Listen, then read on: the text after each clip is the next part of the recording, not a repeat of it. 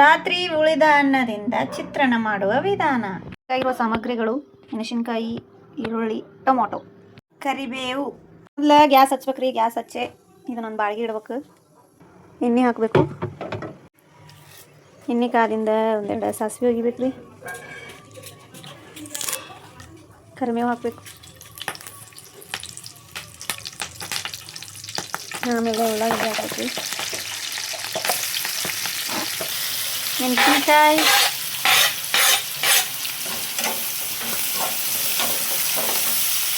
ಆಮೇಲೆ tomato,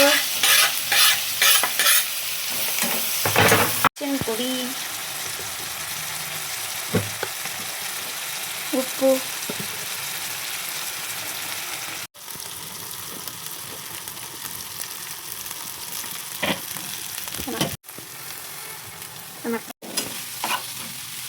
simple ಆಗಿರೋ ಚಿತ್ರಾನ್ನ ready.